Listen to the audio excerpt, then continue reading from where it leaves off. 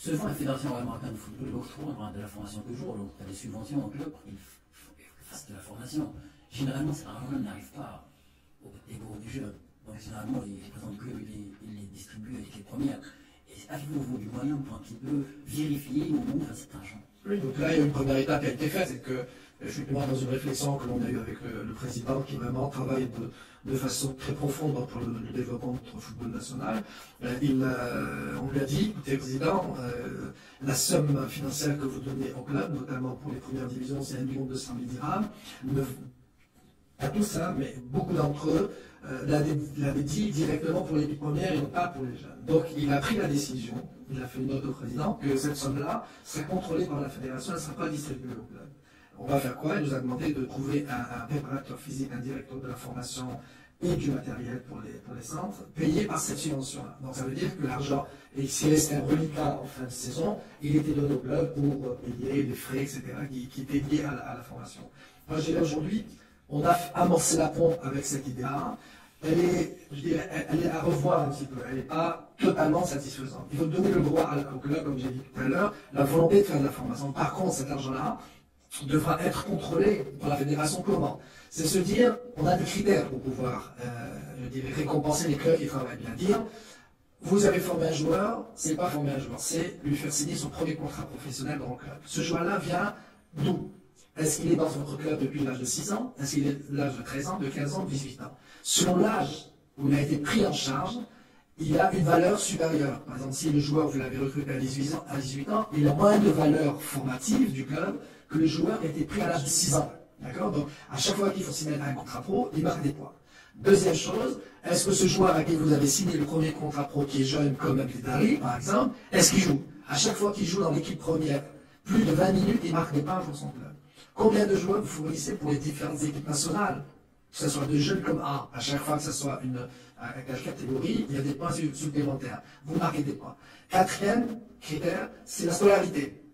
Combien d'enfants qui sont dans vos centres de formation, qui sont sous convention avec vous, réussissent soit un brevet au bien avec le FPPT, ou bien au BOBAC, ou ils vont à l'université, donc ils vont marquer des points. Et le cinquième et dernier point, c'est la fidélisation des éducateurs.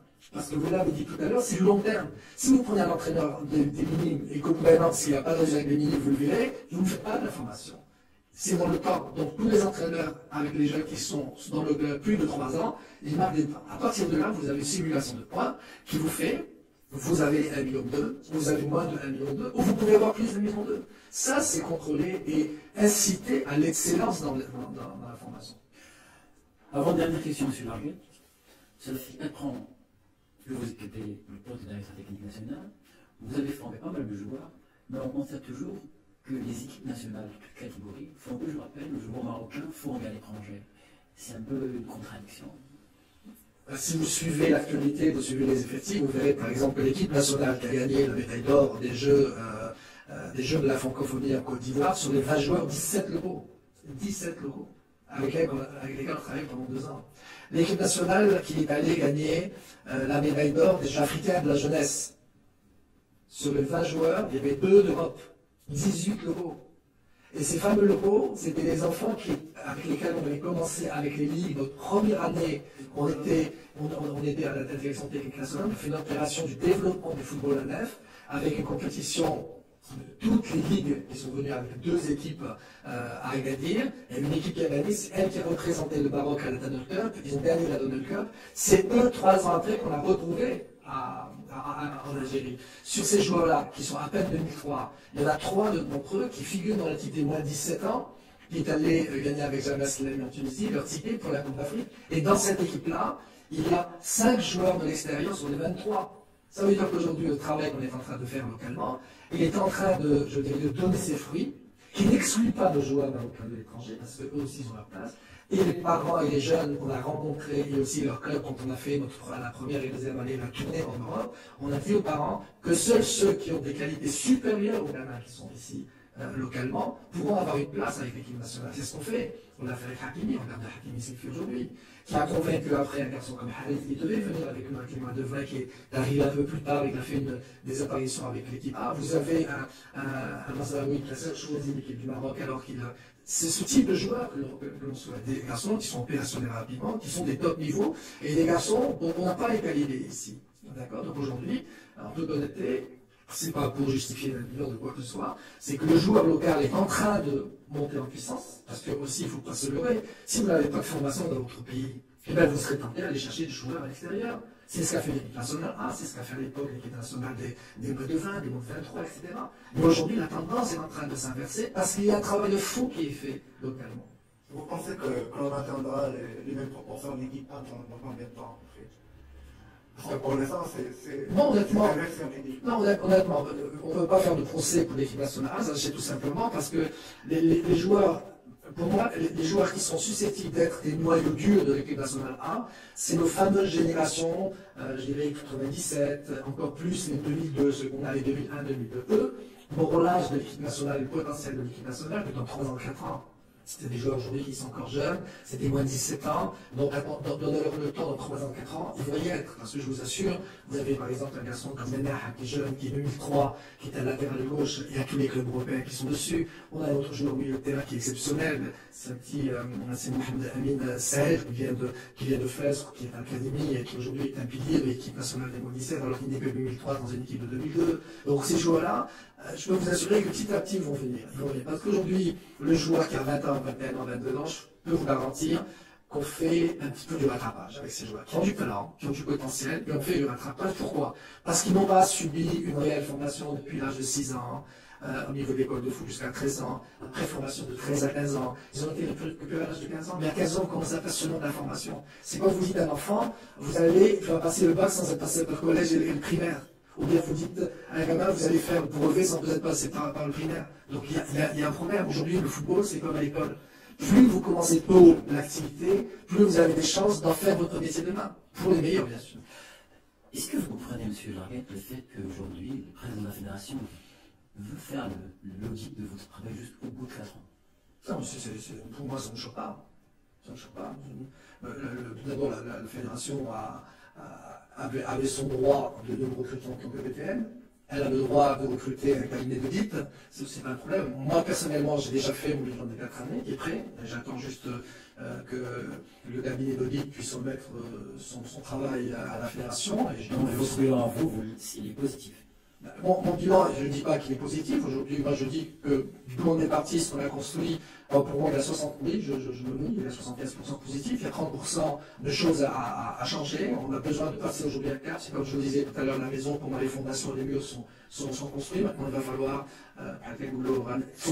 donc on va meubler la maison avec goût, avec professionnalisme. Il y a 30%. Les 30%, je sais où est le problème. Il y a 2 problèmes. Problème de ressources humaines, qui doivent travailler sur le terrain de façon effective et d'en faire véritablement leur métier, et non pas seulement le loisir, et ne pas passer son temps à parler, mais plutôt travailler sur le terrain.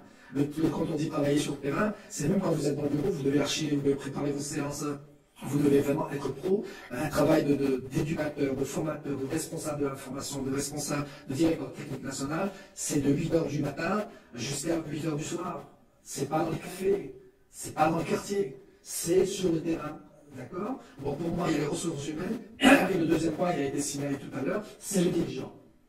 Est-ce que le dirigeant, je dirais, veut être partie prenante de ce bond qualitatif qu'on veut faire? Aujourd'hui, on est dans la norme. On n'est pas exceptionnel, on est dans la norme. Aujourd'hui, si on veut franchir un pas qualitatif, il va falloir s'investir plus avec des ressources humaines de très haut niveau. Donc voilà, aujourd'hui le bilan, ce que vous dites, le cabinet d'audit, pour moi ça ne choque pas, c'est pas quelque chose que je prends comme soit attaque ou personnelle, pas du tout. C'est très bien qu'il y ait un œil extérieur qui vient voir, je les ai rencontrés 2 fois, les gens de l'audit sont en train de faire leur travail, on leur facilite la tâche pour rendre un rapport objectif, bien lu et bien compris de tout le monde, pour pouvoir prendre les bonnes décisions. Parce que ce qui m'importe, moi, c'est pas ou guider Nasser Larguette, ou la DTN de Nasser Larguette, qui pour moi est hérésie, de dire c'est la DTN d'Intel, la DTN, c'est la DTN de la Fédération royale marocaine de football. Il faut arrêter de personnaliser une action, il faut arrêter de personnaliser des départements, il faut institutionnaliser la direction. Comme ça, le DTN peut passer, mais les objectifs sont là, et puis la vision est là, la stratégie est là, c'est ça qui est important. Et vous l'avez vécu souvent quand il y a un changement d'entraîneur, un changement de président, un changement de direction technique nationale, on est tout à zéro. Moi, quand j'ai pris la DTN, il y avait des choses qui étaient faites positivement. Il y avait une a bien travaillé, Jean-Pierre Moulin a bien travaillé, il fallait mutualiser, il y avait des choses à concorder, à lier pour être meilleur. Et demain, si moi je ne suis pas là, c'est le travail de la fédération. Et que la personne qui viendrait à ma place va trouver quelque chose. Et bien sûr, il avait à sa sauce, il va essayer de développer plus. Je suis un produit de la formation française. La direction technique a vu M. Boulogne, ensuite il a vu Aimé Jacquet, il a vu Gérard Rouillet, Hidalgo, etc. Ils sont tous passés. Et vous avez deux étoiles sur un maillot. Vous avez aujourd'hui, il y a une bataille féroce de pays étrangers qui sont en train de s'attacher les services de la Fédération française. Des joueurs aussi. Des joueurs, mais je vous dis, sur le modèle de formation de jeunes, sur le modèle de la formation de cadres, les États-Unis, le Canada, la Chine, les Émirats, et tous sont friands du travail qui est fait par. Donc ça veut dire tout simplement parce que la vision et la stratégie, elle est institutionnalisée par la fédération, et après les hommes passent, et puis les objectifs continuent à. Merci bien, Monsieur Larguette, d'avoir accepté de répondre aux questions du Mohamed du Sahara. Merci, on vous souhaite bonne chance et succès dans votre mission. Je vous remercie, vous êtes un des rares journalistes qui allait chercher, qui investiguait, qui fait vraiment bien votre travail. Pour nous, c'est un devoir de répondre à vos invitations. Merci bien, Monsieur.